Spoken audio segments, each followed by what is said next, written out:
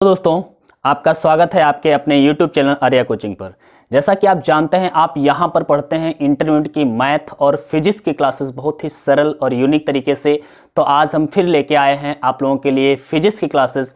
और याद रखिएगा, कुछ दिनों से हमारी क्लासेस बंद चल रही थी। हम लोग थोड़ा सा प्रॉब्लम में थे, इस वजह से हमने आपको वीडियो प्रोवाइड नहीं करा पाए। तो आज से मैं कहना चाहूँगा कि आज से हम लोग फिर से स्टार्ट कर रहे हैं हम लोग अपनी फिजिक्स को, ठीक है।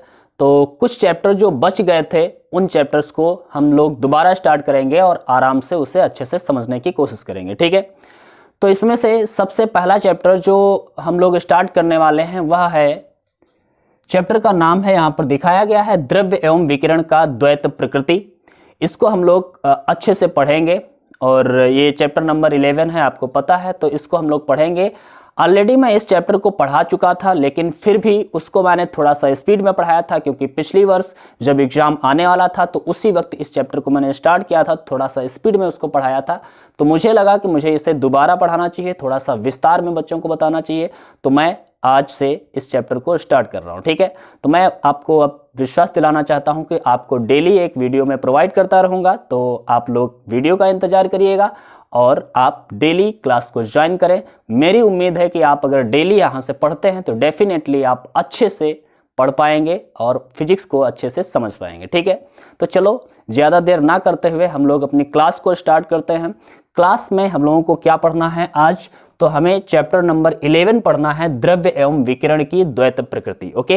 तो इस चैप्टर में जो की पॉइंट्स हैं, मतलब जो हमें इस चैप्टर में पढ़ना है वो क्या है, तो मैंने यहाँ पर लिख दिए हैं, दिया गया है की पॉइंट्स ऑफ द लेसन कौन कौन से हैं। नंबर 1, इलेक्ट्रॉनों का उत्सर्जन। हमें इसके बारे में जानना है कि आखिर इलेक्ट्रॉनों का उत्सर्जन क्या होता है, इमिशन ऑफ इलेक्ट्रॉन क्या होता है, ठीक है। इसके बाद में हम लोग डिस्कस करने वाले हैं प्रकाश वैद्युत प्रभाव, ठीक है, जो कि हमारे चैप्टर का मेन पार्ट है, ठीक है। प्रकाश वैद्युत प्रभाव को पढ़ेंगे। उसके बाद में आइंस्टीन का प्रकाश वैद्युत समीकरण क्या होता है, आइंस्टीन ने क्या एक्सप्लेन किया था, इसके बारे में भी हम लोग डिस्कस करेंगे।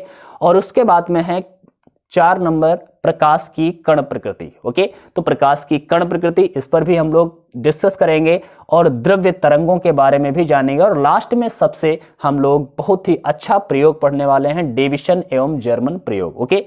तो आज की क्लास में हम लोग केवल एक टॉपिक या 2 टॉपिक समाप्त करने की कोशिश करेंगे कि आज हम लोग इलेक्ट्रॉनों का उत्सर्जन पढ़ सकें अच्छे से। इसके बाद में डेली आपको एक एक टॉपिक मिलता रहेगा, जिससे आप इस लेसन को बहुत ही अच्छे से समझ पाएंगे, ठीक है।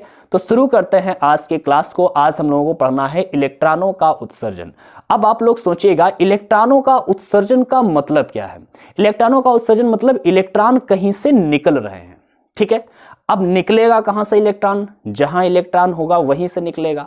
आखिर इलेक्ट्रॉन होता किसमें है? तो हमें समझ में आता है कि इलेक्ट्रॉन कहां होता है। इलेक्ट्रॉन होता है किसी भी धातु में, किसी भी मेटल में होता है, समझ रहे ना। तो किसी भी मेटल में इलेक्ट्रॉन होते हैं और वो भी मुक्त अवस्था में होते हैं। हम बात कर रहे हैं मुक्त इलेक्ट्रॉनों की। मुक्त इलेक्ट्रॉन क्या होते हैं? तो आपको पता होगा, ऐसे इलेक्ट्रॉन जो किसी भी नाभिक से बंधे नहीं होते हैं, उन्हें हम मुक्त इलेक्ट्रॉन कहते हैं। क्योंकि पदार्थ के भीतर बहुत सारे परमाणु होते हैं और हर परमाणु का एक नाभिक होता है। तो जितने उसमें परमाणु होते हैं, उन सभी परमाणुओं से कुछ इलेक्ट्रॉन जो उस नाभिक, उस परमाणु के नाभिक से दूरी पर होते हैं, वो इलेक्ट्रॉन उस नाभिक के आकर्षण बल से बंध नहीं पाते हैं, जिसके कारण वह सामान्य टेम्परेचर पर मुक्त हो जाते हैं। मैं आपको समझाने की कोशिश करता हूं, एक बार समझिएगा। हम बात करते हैं सबसे पहले मुक्त इलेक्ट्रॉनों की, क्योंकि बेसिक से पढ़ना हम लोगों का काम है। और याद रखिएगा, आपको फिजिक्स को रटना नहीं है, बल्कि समझना है और प्यार से समझना है। बिल्कुल आपको समझ में आ जाना चाहिए, कॉन्सेप्ट क्लियर होना चाहिए। तो हम लोग सबसे पहले समझते हैं आखिर मुक्त इलेक्ट्रॉन क्या है। याद रखिएगा, कोई भी पदार्थ है वह मिलकर के बना है परमाणुओं से। और परमाणु किससे मिलकर के बना है? तो हमें पता है 3 चीजें हैं जिनसे मिलकर के परमाणु बना होता है। वह होता है इलेक्ट्रॉन, प्रोटॉन और न्यूट्रॉन। हमें पता है कि प्रोटॉन और न्यूट्रॉन जो हैं वह परमाणु के केंद्र में होते हैं, जिसे हम नाभिक कहते हैं। तो हम कह सकते हैं कि मान लिया कोई भी परमाणु का नाभिक है जहां पर प्रोटॉन और न्यूट्रॉन होगा, और इसके अलावा जो इलेक्ट्रॉन होते हैं वह नाभिक के चारों ओर विभिन्न कक्षाओं में चक्कर लगाते रहते हैं। इस तरह से कई कक्षाओं में वो चक्कर लगाते रहते हैं। अब आपको ये तो पता ही होगा कि जो इलेक्ट्रॉन होते हैं वह चक्कर तो लगाते हैं, अच्छी बात है, लेकिन हमें पता है इलेक्ट्रॉन ऋणावेशित कण है और प्रोटॉन जो है वह धनावेशित कण है। प्रोटॉन कहाँ है? नाभिक के भीतर है, इसका मतलब नाभिक कैसा है? धनावेशित है। और इलेक्ट्रॉन कहाँ है? तो इलेक्ट्रॉन होता है नाभिक के चारों ओर चक्कर लगा रहा है, इसका मतलब है इलेक्ट्रॉन कैसा है? ऋणावेशित है। एक धनावेश मतलब नाभिक धनावेशित, इलेक्ट्रॉन ऋणावेशित, दोनों आपस में क्या करेंगे? एक दूसरे पर बल आरोपित करेंगे। हमें पता है कि जब भी एक पॉजिटिव चार्ज एक निगेटिव चार्ज पास में होते हैं तो उनके बीच में आकर्षण बल लगता है, ठीक है, अट्रैक्टिव फोर्स लगता है।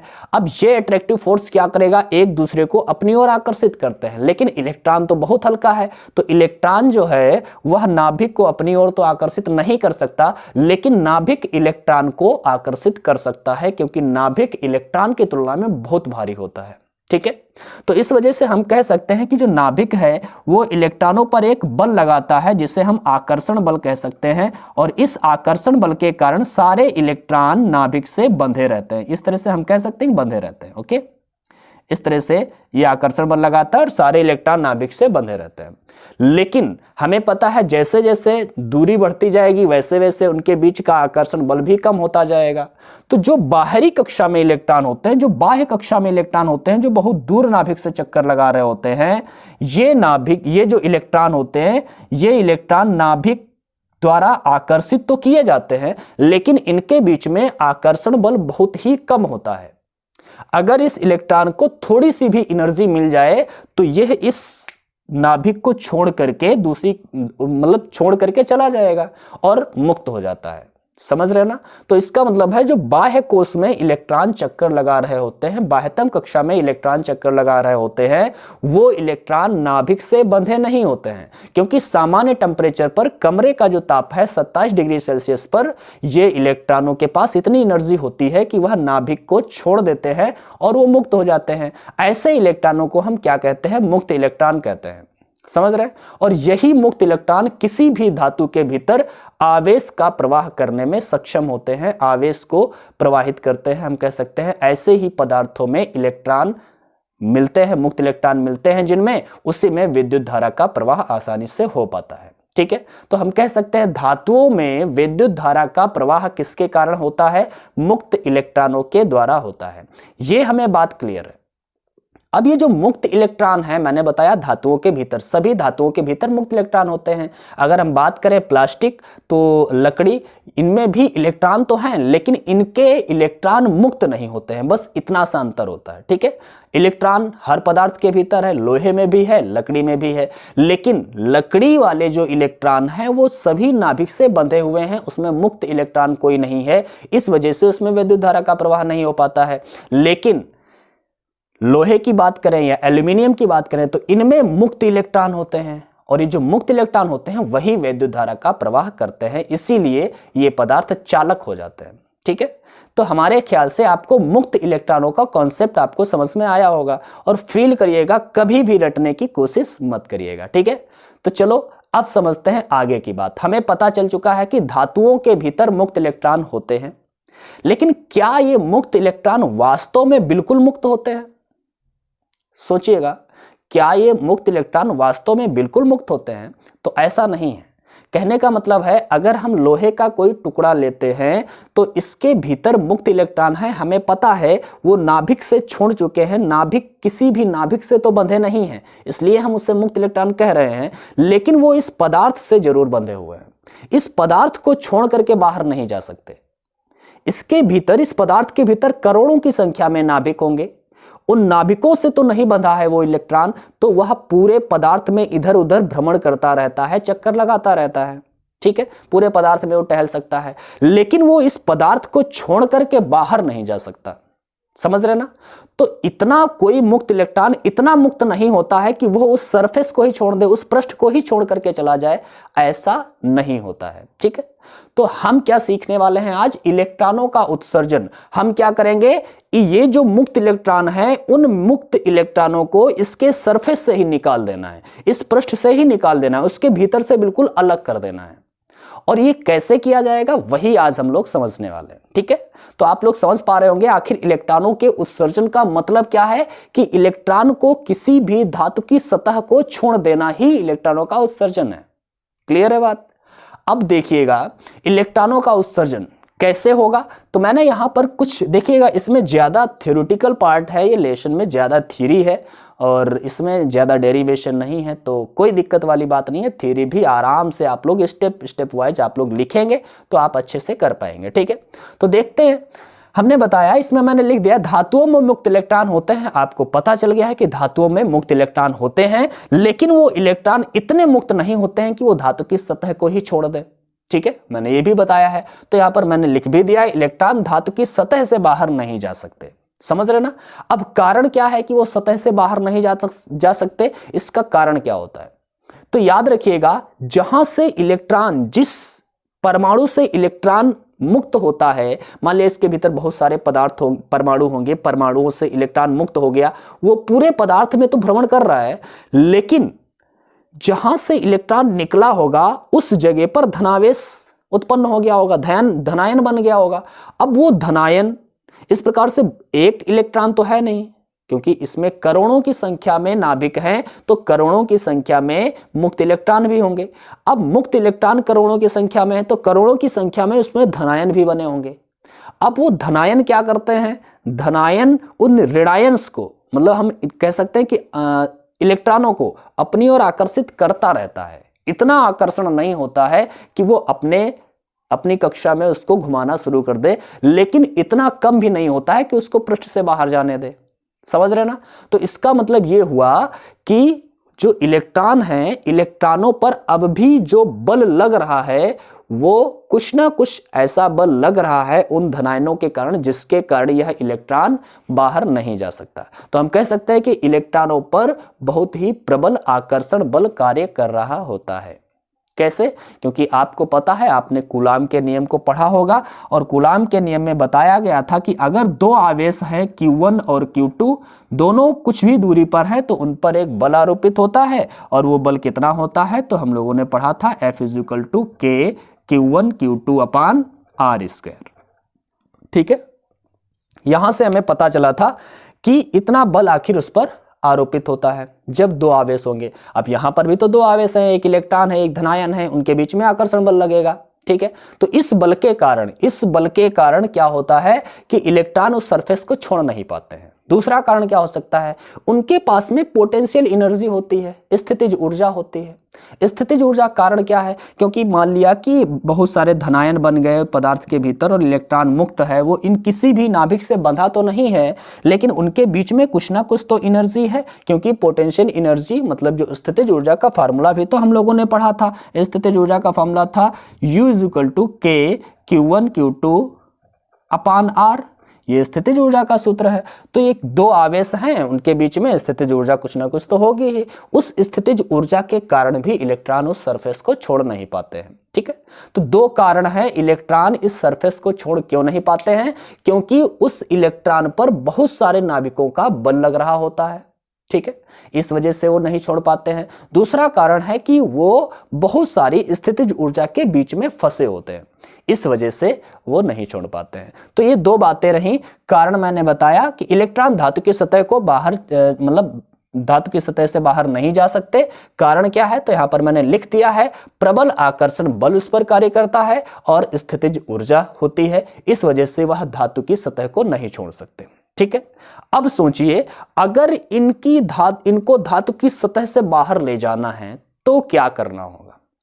धातु की सतह से अगर इलेक्ट्रॉनों को बाहर ले जाना है, फील करिएगा आप लोग, एक बात याद रखिएगा, जितना आपका इमेजिनेशन पावर अच्छा होगा, जितना आपकी सोचने की शक्ति अच्छी होगी, जितना आप इमेजिन कर पाएंगे ऐसा हो रहा है एक्चुअल में, तभी आप अच्छे से फिजिक्स को समझ सकते हैं। और जब आपको फिजिक्स समझ में आने लगेगी तो आपको बहुत ही अच्छा लगेगा, आपको फिजिक्स से प्यार हो जाएगा। ठीक है, तो मेरा कहने का मतलब है फिजिक्स से प्यार करिए, रटने की कोशिश मत करिए, आप लोग आराम से पढ़िएगा। ठीक है, तो अब हम लोग कहां पर थे? हमने बताया कि इलेक्ट्रॉनों को अगर मुक्त करना है, जिन पर आकर्षण बल लग रहा है, स्थितिज ऊर्जा है, जिसकी वजह से वो धातु की सतह को छोड़ नहीं पा रहे हैं, अगर वो छोड़ें तो इनको बाहर करने के लिए हमें क्या करना होगा?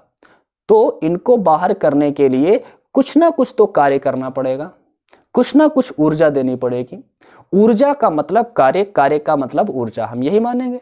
ठीक है, तो इसका मतलब है कि अगर हमें धातु की सतह से इलेक्ट्रॉनों को उत्सर्जित करना है तो उन इलेक्ट्रॉनों को कुछ एनर्जी देनी होगी। एनर्जी देने का मतलब है हमें कुछ कार्य करना पड़ेगा। मार्कर भी गिर रहा है, तो समझ पा रहे हैं ना, इलेक्ट्रॉनों को क्या करना पड़ेगा? एनर्जी देनी होगी, या फिर उनको बाहर लाने के लिए, भीतर से उसको बाहर निकालने के लिए कुछ कार्य करना पड़ेगा। और जो कार्य किया जाएगा, जो एनर्जी दी जाएगी, उस कार्य को या उस ऊर्जा को हम लोग कहेंगे कार्य फलन, जिसे इंग्लिश में बोले तो वर्क फंक्शन कहते हैं, जिसे हम लोग फाई नॉट से व्यक्त करेंगे। ठीक है, इसके बारे में हम लोग आगे चल करके और डिस्कस करेंगे, आखिर कार्यफलन क्या होता है, इसका फार्मूला क्या होता है। लेकिन अभी के लिए आपको इतना याद रखना है कि इलेक्ट्रॉनों को जो धातु की सतह के भीतर है, उनको धातु की सतह से बाहर लाने के लिए जितना कार्य करना पड़ेगा या फिर उनको जितनी ऊर्जा देनी पड़ेगी, उस ऊर्जा को ही या फिर उस कार्य को ही हम कहते हैं कार्यफलन। ओके, इसे हम लोग किससे व्यक्त करेंगे? फाई नॉट से व्यक्त करेंगे।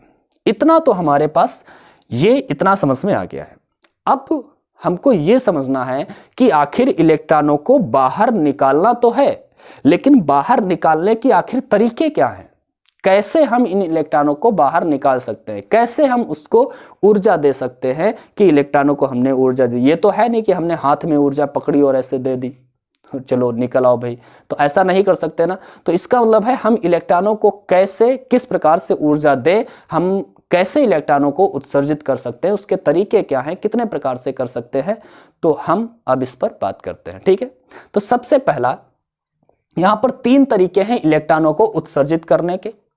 पहला तरीका है आपके पास, यहां पर मैंने लिखा है थर्मो आयनिक एमिशन, मतलब हम कह सकते हैं ऊष्मीय उत्सर्जन, ऊष्मा के द्वारा। थर्मो आयनिक मतलब कुछ ऊष्मा दी जाएगी, उसको गर्म किया जाएगा और गर्म करके उससे इलेक्ट्रॉन निकाले जाएंगे। कैसे? तो यहां पर आप देख सकते हैं, मान लिया कोई फिलामेंट है जिसमें हमने एक बैटरी कनेक्ट कर दी है। अब जब बैटरी कनेक्ट करोगे तो होगा क्या कि इसमें धारा प्रवाहित होगी, और जब धारा प्रवाहित होगी तो क्या होगा कि जो फिलामेंट है वो हीट करना शुरू कर देगा, गर्म होना शुरू कर देगा। ठीक है, और गर्म होने की वजह से जो इलेक्ट्रॉनों के मतलब जो उसके भीतर, फिलामेंट के भीतर जो इलेक्ट्रॉन हैं, उनको एनर्जी मिलेगी, उनको ऊर्जा मिलेगी, और ये धीरे धीरे ज्यादा गर्म होने लगेगा। और जब 2500 से 3000 केल्विन तक इसका ताप हो जाएगा, तो ऐसी कंडीशन में इन इलेक्ट्रॉनों को इतनी ऊर्जा मिल जाएगी कि उस ऊर्जा से इलेक्ट्रॉन उस सतह को छोड़ सकते हैं और बाहर आ सकते हैं। क्योंकि इलेक्ट्रॉनों को सतह को छोड़ने के लिए कुछ एनर्जी चाहिए, ऐसे वो नहीं छोड़ सकते ना। तो क्या करेंगे, हम इसको हीट देंगे। हीट कैसे देंगे? हमने करंट लगाया, उसमें धारा प्रवाहित की फिलामेंट में, और फिलामेंट धीरे धीरे गर्म होना शुरू हुआ, और 2500 से 3000 केल्विन तक उसका जब टेम्परेचर हुआ तो इलेक्ट्रॉनों को इतनी ऊर्जा मिल गई, पर्याप्त ऊर्जा मिल गई कि वह अब उसको छोड़ देंगे, इस फिलामेंट को छोड़ देंगे और वो बाहर उत्सर्जित हो जाएंगे। तो एक तो ये हमारा तरीका रहा थर्मो आयनिक एमिशन, हम कह सकते हैं ऊष्मीय उत्सर्जन।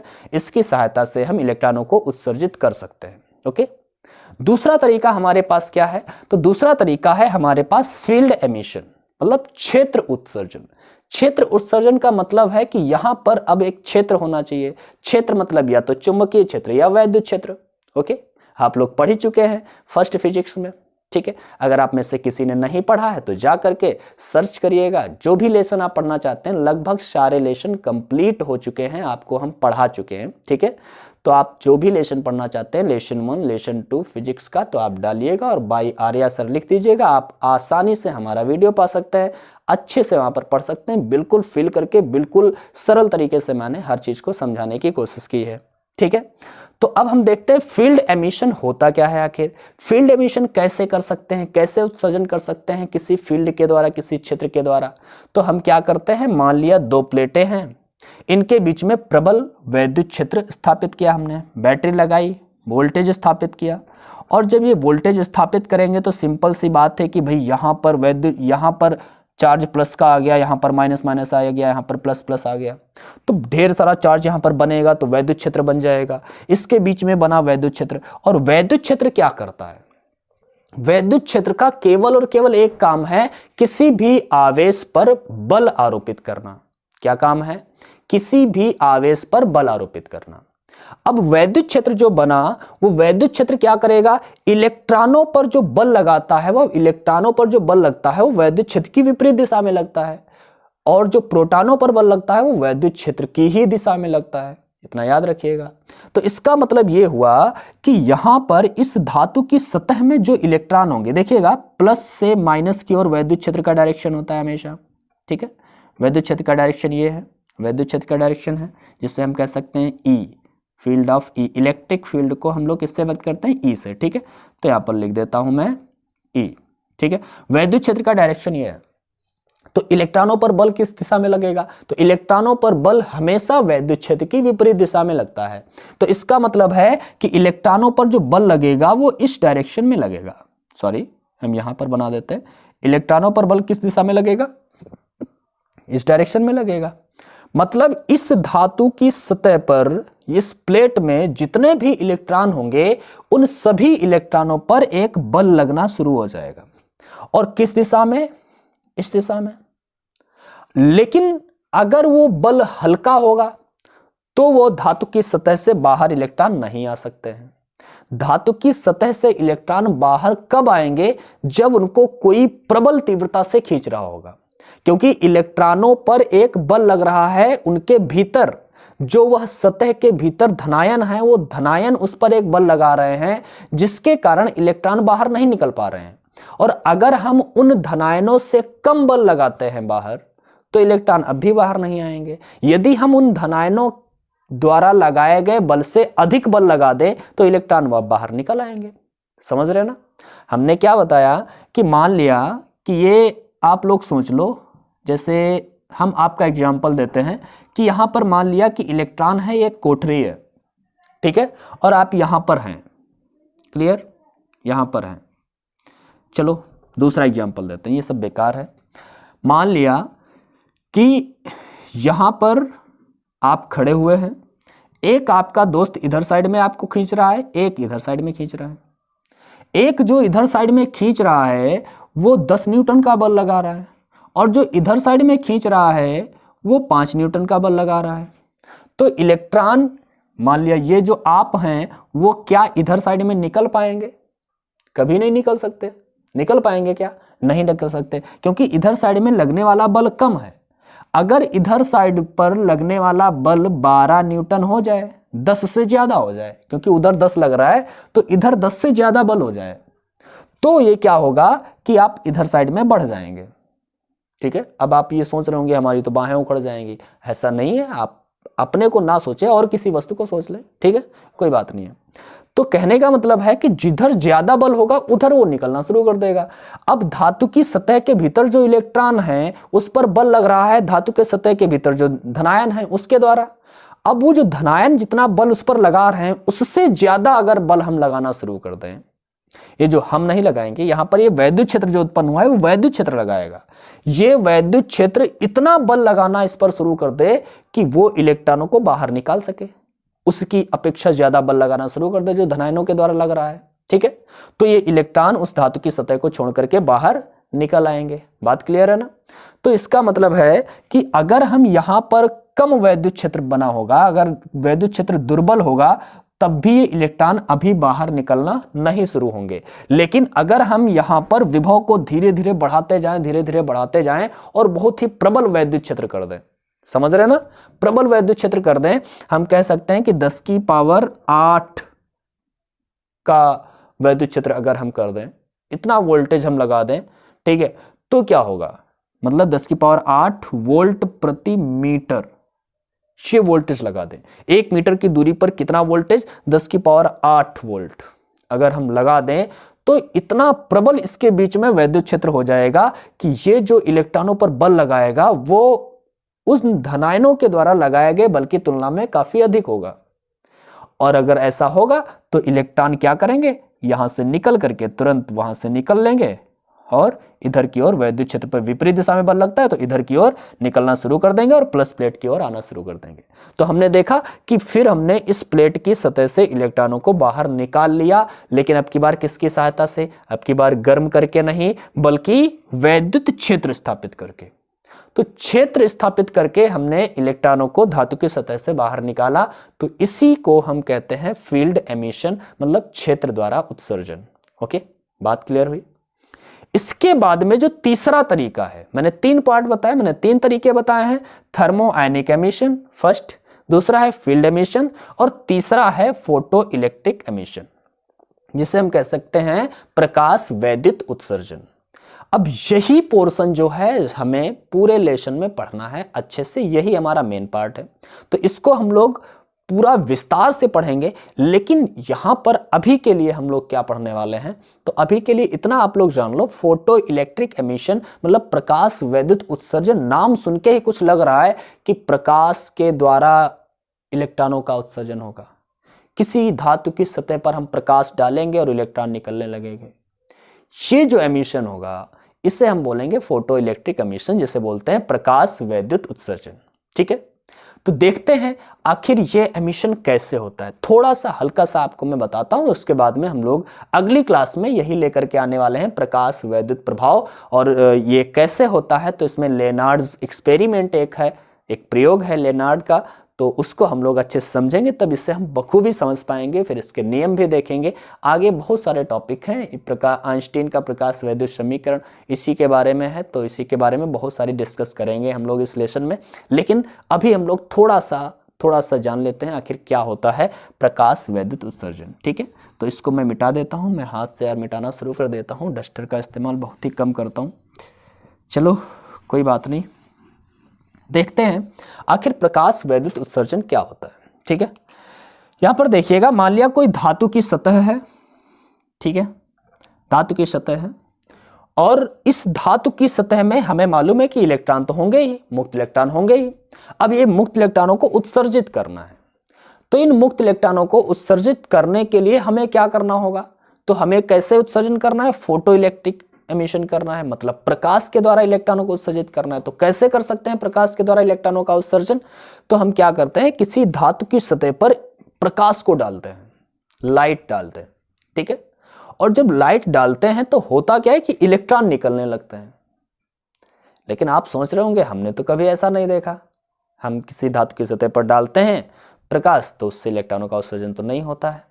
तो ऐसा नहीं है, कहने का मतलब है कि जब हम एक लाइट की फ्रीक्वेंसी होनी चाहिए, निश्चित फ्रीक्वेंसी होनी चाहिए, मतलब उसकी जो आवृत्ति है वो मतलब भर की होनी चाहिए। ऐसा नहीं है कि आपने टार्च मारी किसी धातु की सतह पर तो इलेक्ट्रॉन उत्सर्जित होने लगे, या फिर धूप में रख दिया तो उससे इलेक्ट्रॉन उत्सर्जित होने लगे, ऐसा नहीं है।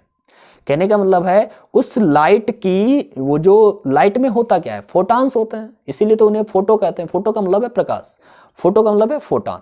ओके, तो फोटॉन है, अब फोटॉन के पास एनर्जी होती है, आप लोग पढ़ चुके हैं पीछे वाले लेसन में, अच्छे से आप लोगों ने समझा होगा। फोटॉन के पास एनर्जी होती है एच न्यू। कितनी होती है?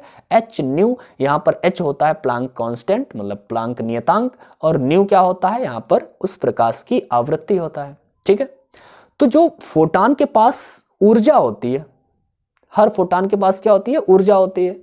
अब वो ऊर्जा कितनी होती है? एच न्यू होती है। एच न्यू ऊर्जा हर फोटॉन के पास होती है। अगर ये एच न्यू ऊर्जा जो फोटॉन के पास है वो इतनी पर्याप्त है कि वो धातु की सतह पर गिरे और कोई इलेक्ट्रॉन उसकी ऊर्जा को ले ले, तो उस इलेक्ट्रॉन के पास इतनी ऊर्जा आ जाए कि वो उस सतह को छोड़ दे, तभी तो छोड़ेगा। मान लिया हमने अभी बताया था इलेक्ट्रॉनों को उत्सर्जित करने के लिए क्या करना होगा, तो इलेक्ट्रॉनों को उत्सर्जित करने के लिए इलेक्ट्रॉनों को कुछ ऊर्जा देनी होगी ना। और ऊर्जा कैसे देंगे? हम प्रकाश डालेंगे, प्रकाश मतलब फोटॉन डालेंगे, और जैसे ही फोटॉन धातु की सतह पर गिरेगा तो वो इलेक्ट्रॉनों को उत्सर्जित कर सकता है। लेकिन कब? मान लीजिए धातु की सतह है और इसके भीतर यहां पर कोई इलेक्ट्रॉन है, और इस इलेक्ट्रॉन को इस धातु की सतह से बाहर निकलने के लिए ऊर्जा चाहिए 20 जूल की। मान लिया 20 जूल ऊर्जा चाहिए, मानने में कुछ नहीं रहता, 20 जूल की ऊर्जा चाहिए। ठीक है, इसको बाहर निकलने के लिए। और कोई फोटॉन आया, जो प्रकाश हमने डाला है वो प्रकाश के पास में ऊर्जा थी केवल 15 जूल।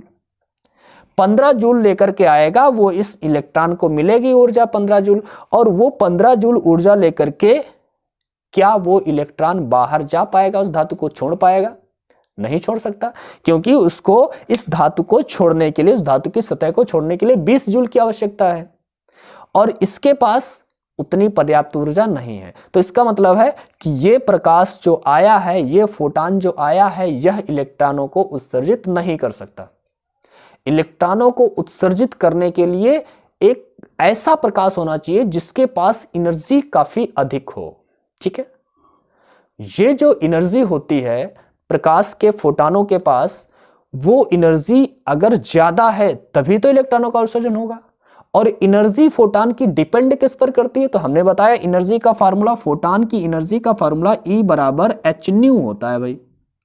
h न्यू का मतलब h तो यहां पर प्लांक नियतांक है, ये तो निश्चित रहता है, ये नियत रहता है, ये तो बदलने वाला नहीं। बदलेगा फिर क्या? न्यू बदलेगा। न्यू मतलब है यहां पर आवृत्ति, मतलब अगर प्रकाश की आवृत्ति कम है तो उसकी ऊर्जा कम होगी, आवृत्ति ज्यादा है तो ऊर्जा ज्यादा होगी। तो इसका मतलब है कि हम ऐसे प्रकाश को उस पर डालें जिसकी आवृत्ति बहुत अधिक हो, और जब अधिक आवृत्ति वाला प्रकाश हम किसी धातु की सतह पर डालते हैं तो उस धातु की सतह को जो इलेक्ट्रॉन मतलब जो इलेक्ट्रॉन होते हैं धातु की सतह में, उनको पर्याप्त ऊर्जा मिल जाती है और वो उत्सर्जित हो जाते हैं। तो इसका मतलब है कि प्रकाश के द्वारा इलेक्ट्रॉनों का उत्सर्जन या फोटॉन के द्वारा इलेक्ट्रॉनों का उत्सर्जन कैसे होगा?